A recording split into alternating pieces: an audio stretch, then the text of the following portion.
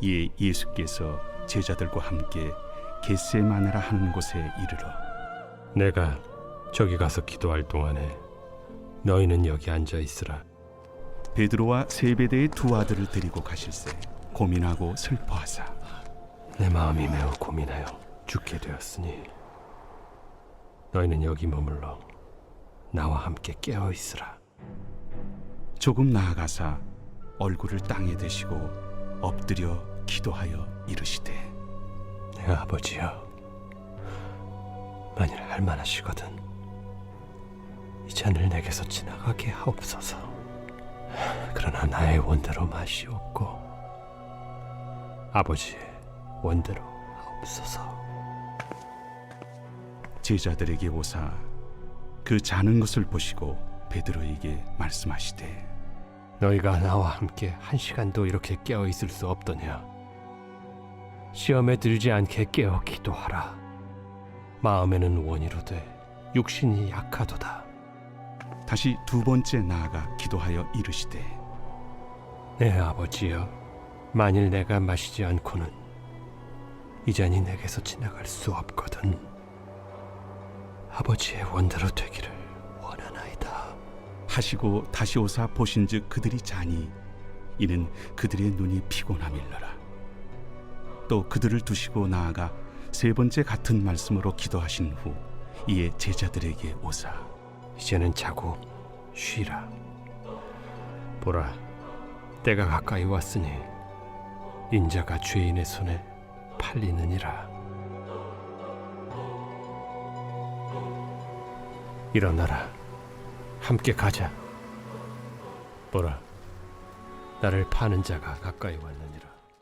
우리 사랑하는 브릿지 가족 여러분, 또 오늘도 함께 말씀의 자리에 서 계시는 우리 소중한 성도 여러분, 오늘 2026년 3월 28일 토요일 우리 새벽 예배 말씀 마태복음 26장 36절에서 46절의 말씀을 중심으로 내 인생의 겟세마네라고 하는 제목하에 말씀 함께 나누겠습니다.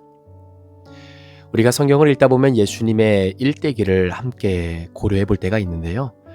특별히 예수님의 인생의 때를 우리가 한번 나누어 본다면 세 부분으로 이렇게 한번 나눠볼 수 있을 것 같습니다. 먼저 첫 번째는 예수님도 이 땅에 육신의 몸을 입고 오셨기 때문에 아버지 요셉과 어머니 마리아의 양육에 의존하면서 지냈던 자녀의 때가 있을 겁니다.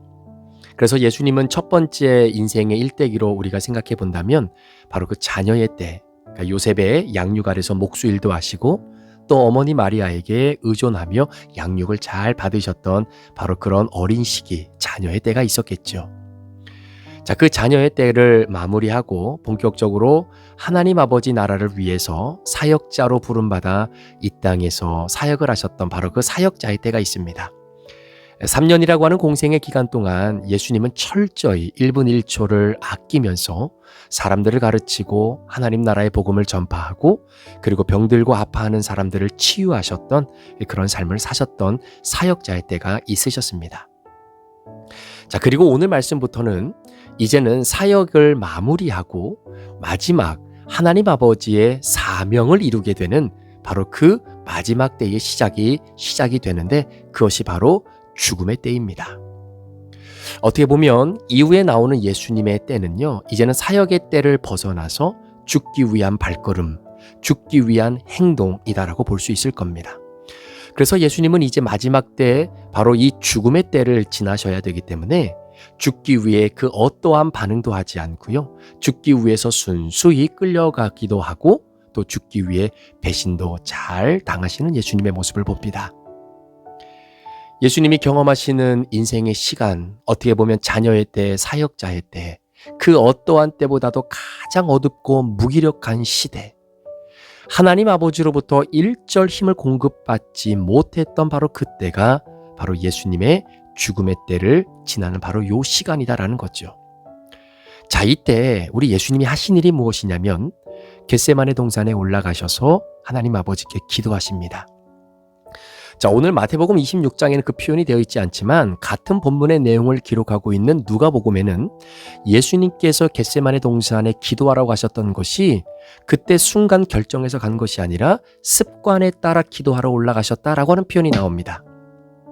자, 그러니까 예수님께서는 사역의 때에 이 기도의 힘과 기도의 능력을 명확히 체험하시고 분명히 아셨다라는 사실이죠.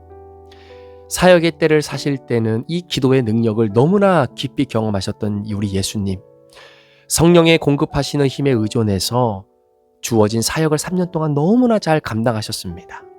그래서 기도로 무장되어졌던 바로 그 사역의 때가 이제는 마무리가 되고, 그리고 이제 죽음의 때를 지나셔야 되는데 그 기간이 너무나 힘든 거죠. 마음이 너무나 아픈 겁니다. 그러면 예수님께서 이 모든 상황을 이겨내기 위해 내가 어떻게든 노력을 해서 기도를 해야 되겠다라고 하는 그 마음보다는 사역의 때에 습관에 따라서 기도하며 그 기도를 통해 성령 하나님의 힘을 공급받았던 그 놀라운 은혜의 시간들이 우리 예수님의 몸과 인생에 완전히 젖어 들어가 있었던 것이죠. 그래서 죽음의 때를 지나실 때도 마음이 힘들지만 습관에 따라 기도하러 올라가신 겁니다. 왜냐하면 우리 예수님은 기도하면 공급받는다라는 걸 알고 계셨거든요. 사랑하는 여러분, 기도하면 공급받습니다. 그런데 이런 영적인 공식은 예수님만 누리는 특권이 아니라 바로 구원받기로 결정되어져 있고 하나님의 자녀로 살아가는 택자들에게도 동일하게 주어지는 은혜라는 것이죠. 따라서 예수님의 사역을 가만히 보면 그분의 인생 가운데에 기적을 베풀고 또한 여러 가지 하나님의 응답을 받고 또 하나님의 나라를 선포하셨던 그런 모든 말씀 전파의 그 백그라운드에서는 바로 기도를 통해서 공급받으신 것을 가지고 하나님 앞에 그 사역을 감당하셨던 것을 보게 됩니다. 그러니까 예수님의 사역에 있어서 하나님 앞에 기도했을 때 그 기도의 응답으로 기적을 베풀어 주시기도 하고 또 기도의 응답으로 지혜롭게 대답도 하시고 기도의 응답으로 하나님 나라의 말씀을 온전하게 담대하게 선포하셨던 것, 이 모든 것이 기도로부터 공급되어지는 하나님의 은혜였다라는 것을 아들 예수님은 너무나 잘 알고 계셨다라는 거죠. 그래서 이것을 너무나 잘 아셨기 때문에 오늘 본문처럼 예수님 힘드실 때 기도를 통해 공급받으시려고 기도의 자리로 오신 겁니다. 영적인 세계의 공식이 바로 이겁니다. 기도하면 공급받습니다. 공급받습니다. 자, 그런데 오늘 말씀이 굉장히 우리에게 중요한 이유 중에 하나는 뭐냐면 여러분, 하나님 아버지는 인격이시기 때문에 기계가 아니잖아요. 그러니까 항상 기도하면 공급받고 기도하면 공급받는 이러한 하나의 어떤 패턴과 이런 공식이 마치 기계처럼 내가 어떠한 인풋을 집어넣으면 그것에 대한 아웃풋이 이렇게 공식처럼 착착착 나오는 그러한 하나님은 아니시다라는 거죠. 그러니까 하나님은 인격이시기 때문에 기도하면 공급받는다라고 하는 이 공식이 틀어질 때가 있다라는 겁니다. 그러니까 공식대로 나는 일하지 않으실 때가 우리 하나님이 있으시다라는 거죠. 그 대표적인 사람이 구약에 등장하는 욥이라고 하는 사람입니다. 여러분, 욥기에 보면 당대의 의인이다라고 하면서 이 욥기가 시작이 됐죠. 여러분, 욥은요 매사에 철저히 하나님 앞에 자신의 모습을 회개하며 살았던 사람입니다. 내가 지은 죄가 기억나고 인식이 되어지면 그 지은 죄를 위해서 회개하며 하나님 앞에 제사를 드리고 예배를 드렸을 뿐만 아니라 마치 내가 알지 못하고 지은 죄까지라도 하나님 앞에 사함받기를 요구하며 주님 앞에 제사와 예배를 드렸던 당대의 의인이었다라는 것이죠. 여기서 우리가 알 수 있는 욥의 마음이 무엇입니까? 하나님을 두려워하고 거룩을 지키는 자는 하나님의 축복을 받는다라는 거죠. 이것이 욥이 알고 있었던 그의 인생의 신앙의 공식이었습니다. 그런데 어느 날부터 이 공식이 들어맞지 않기 시작하는 겁니다. 오늘 갑자기 축복이 아니라 고난이 오기 시작하다라는 거죠. 아니, 이게 뭔가 내가 어제까지만 하더라도 내가 지금까지 갖고 있었던 그 신앙의 공식에 맞게 하나님 앞에 회개하고 예배드리고 제사드리고 그렇게 거룩을 향해 살아왔는데, 그러면 예상했던 그 축복이 나에게 주어져야 되는 것이 지금까지 내가 이해하고 따랐던 신앙의 공식인데 이게 하나도 들어맞지가 않는 겁니다. 그러니까 욥의 머리가 하얘지는 겁니다. 공식이 틀어지니까 뭘 어떻게 해야 될지를 모르겠다라는 것이죠. 그런데 예수님에게 그날이 딱 오늘입니다. 지금까지 예수님의 사역은 공식대로 했습니다. 습관에 따라 기도했어요. 그래서 하나님의 힘이 공급받아졌습니다. 습관을 따라서 기도하러 가셨습니다. 어제와 똑같이 이틀 전에도 3일 전에도 똑같이 습관에 따라 하나님 앞에 기도하면 하나님께서 응답해 주시고 새 힘을 공급해 주시고 하나님의 은혜가 다시 재충전되어졌던 바로 그 신앙의 공식을 가지고 예수님은 하나님 나라의 사역을 잘 감당하셨습니다. 그런데 어제부터 기도를 통해 공급받았던 내 삶의 기도의 공급이 끊어지는 거예요. 나는 달라진 것이 없는데 공급이 끊기는 겁니다. 내가 지금까지 알던 방식대로 살아왔는데 그 방식이 전혀 먹히지 않는 겁니다. 그리고 내 인생의 어둠의 원인과 출구를 찾으려고 해도 도저히 찾을 수 없는 혼란. 왜냐고 하나님께 물어봐도 하나님의 응답이 없는 겁니다. 이런 고난이 습관을 따라 기도하며 살았던 예수님에게도 찾아온 겁니다. 여러분 오해하시면 안 됩니다. 죄를 짓고 살던 예수님에게 찾아온 것이 아니라 습관을 쫓아 기도하셨던 예수님에게 찾아온 바로 이 영적 어둠의 순간이다라는 사실이죠. 그런데 이런 순간은 우리 모두에게 찾아옵니다. 영적인 밤? 한번 생각해 보세요. 왜 하나님은 이런 시간을 우리에게 주시는 것일까요? 예수님이 십자가의 죽음을 앞두고 두려움에 사로잡혀 있습니다. 하나님께 말을 걸지만 하나님의 응답은 단 한 줄도 오늘 본문에 기록되어 있지 않습니다. 예전에는요, 아들 예수가 아버지 하나님에게 기도하면 기적으로 응답을 해주시든지 아니면 어떠한 모양을 통해서라도 하나님 아버지는 예수님의 기도에 응답해 주셨어요. 어떤 형태로든 말입니다. 그런데 오늘 본문에는 아무 응답이 없는 겁니다. 이 말은 예수님이 십자가에서 버림받으신 것이 아니라 이미 겟세마네 동산에서부터 버림을 받으신 겁니다. 나의 아빠 아버지에게 완전히 버림받으신 겁니다. 여러분, 원래 예수님은요, 하나님 아버지에게 한 번도 버림받은 적이 없던 분이시잖아요. 심지어 사도 요한은 예수님과 하나님의 관계를 요한복음에 기록할 때 어떻게 기록하냐면 본래 하나님을 본 사람이 없으되 아버지 품속에 있는 독생하신 하나님이 나타나셨다, 이렇게 고백합니다. 어디에 있었다고요?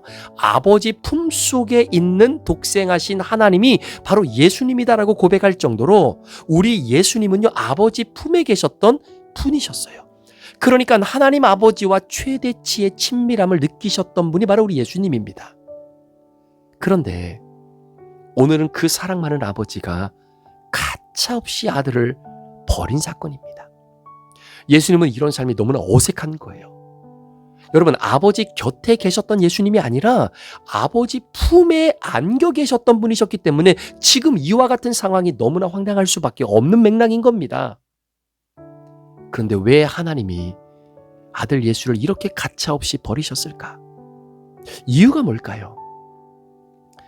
여기서부터 우리 예수님은 철저히 죄인이었던 내 역할, 우리의 역할을 하셔야 했기 때문에 오늘부터 하나님이 아들 예수님을 죄인 취급하시는 겁니다. 화를 내시고 거절하시기 시작하시는 겁니다. 그런데 이것을 우리 예수님이 경험한 적이 없다는 겁니다. 그런데 여기서 놀라운 영적인 반전이 일어나는데요.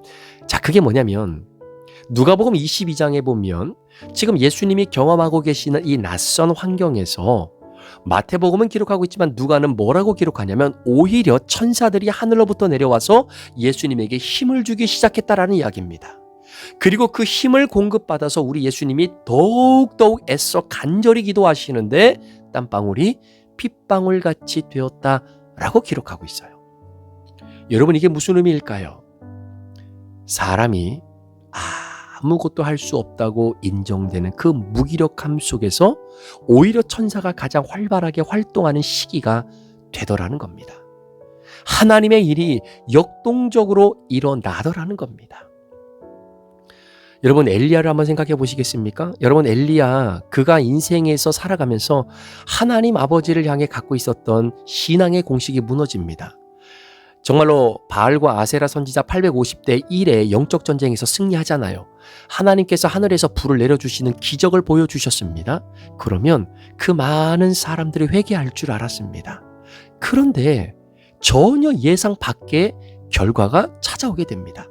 그러다 보니까 공식대로 했고 공식대로 삶을 살았고 공식대로 하나님 앞에 예배드리고 기도하고 하나님이 공식 하에서 우리에게 하나님의 하나님 되심을 드러내 주셨는데 그러면 우리가 예상했던 결과가 나와야 되거든요. 모든 사람들이 회개하고 예를 들면 바알과 아세라를 섬겼던 그런 사람들도 이세벨도 하나님 앞에 회개하고 돌아와야 되는 게 우리가 예상했던 결과였는데 그게 전혀 이루어지지 않은 거지요. 그러니까 엘리야가 더 이상 쓸 수 있는 카드가 없는 겁니다.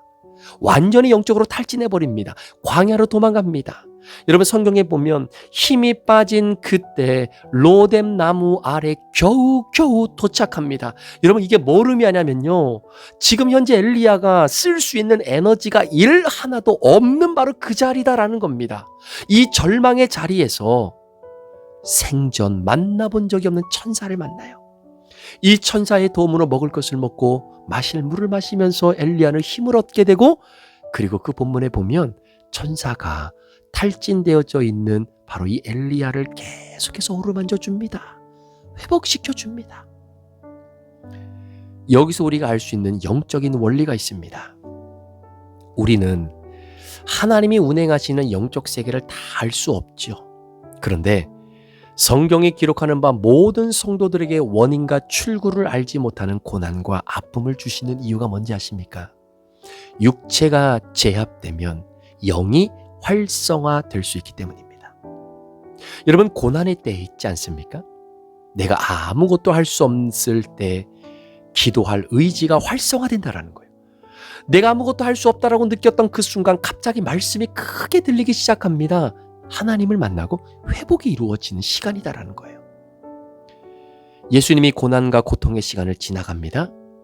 근데 고통이 얼마나 심했는지 오늘 37절 이후의 말씀에 보니까 예수님께서 제자들에게 뭐라고 말씀을 하시냐면요.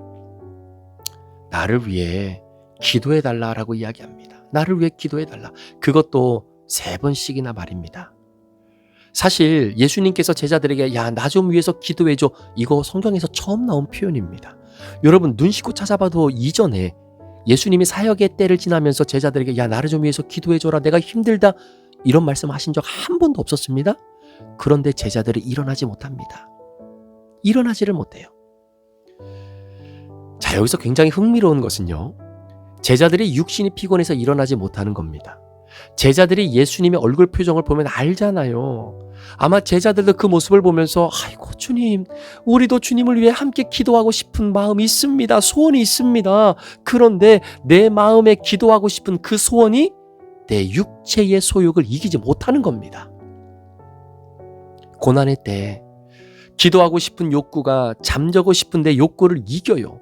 그런데 여러분, 우리의 삶이 평안하고 우리의 육신이 평안하고 편안하잖아요. 자고 싶은 내 육신의 욕구가 기도하고 싶은 내 욕구를 이겨내지 못합니다. 그러니까 더 자고 싶은 내 육신의 요구가 아유 기도해야지, 말씀 봐야지, 큐티 해야지라고 하는 내 욕구를 이겨버려요. 그렇지 않습니까? 여러분 내 발등에 불이 떨어졌는데 어찌 편안히 잠만 자고 있겠습니까? 기도하지 말라고 해도 기도해요. 큐티하지 말라고 해도 큐티합니다. 참 이상하죠. 목회도 그렇습니다. 습관을 따라 기도하고 습관을 따라 큐티해야 기도의 소망이 내 육신의 정욕과 편안함에 주저앉고 싶은 내 욕망을 이길 수 있는 겁니다. 그렇지 않으면 속수무책으로 무너지는 것이 제 자신이고 우리 자신이죠. 여러분 중에 고난을 좋아할 분이 누가 있습니까? 저도 고난이 싫어요.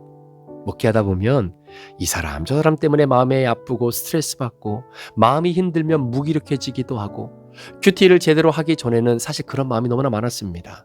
그러면 저도 모르게 하나님께 넋두리 하는 개념으로 하나님 저 이런 스트레스 받으라고 목회하라고 하신 거 아니잖아요. 아 진짜 힘 빠져요. 할 마음 없어요. 그러니까 자동적으로 그런 기도가 나오는 겁니다. 아유 목회 좀 이런저런 신경 쓰지 않고 평안한 목회가 좀 되게 해 주십시오. 여러분 배부르고 등 따뜻하면 얼마나 좋아요. 여러분도 좋지 않습니까? 그런데 문제는 육체의 편안함은 육체가 추구하는 죄의 힘을 보탠다라는 겁니다. 다시요. 육체의 편안함은 육체가 추구하고자 하는 죄의 힘을 보탠다라는 사실입니다. 여러분 삶이 평안하잖아요. 육체의 죄성이 힘을 얻게 돼요. 육체가 편안하면 영적인 기능이 약해지기 시작합니다. 기도가 줄어들어요. 아니 걱정도 없고 문제가 없고 고난과 고통도 없는데 왜 기도하러 나와요? 아니 왜 새벽에 여기까지 오셔서 기도하겠습니까? 새벽잠이 얼마나 달콤한데요. 보세요. 육체가 편안하면 영적인 기능들이 저하되는 것이 기정사실입니다.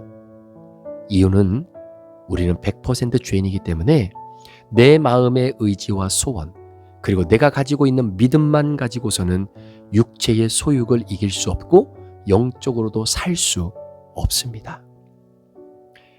그런데 희한하게도 내 영이 힘을 얻게 되는 때가 있는데 바로 그때가 고난의 때입니다. 고난이 오면요. 진짜 하나님 앞에 기도할 제목 생기잖아요. 새벽에 누가 깨우지 않아도 눈이 떠져요. 발걸음이 옮겨지는 겁니다. 그때가 천사가 힘을 쏟는 시간, 성령님이 강력하게 역사하는 시간입니다. 따라서 우리가 깨어나고 우리의 영이 힘을 얻기 위해서는 어쩔 수 없습니다. 영적인 어둠의 시간은 누구에게나 정기적으로 필요하다라는 사실입니다. 그렇지 않으면 말씀의 자리, 기도의 자리, 큐티의 자리, 죄를 끊어요? 여러분, 내 의지로 죄를 끊어낼 수 있다면 우리 왜 이렇게 살고 있을까요?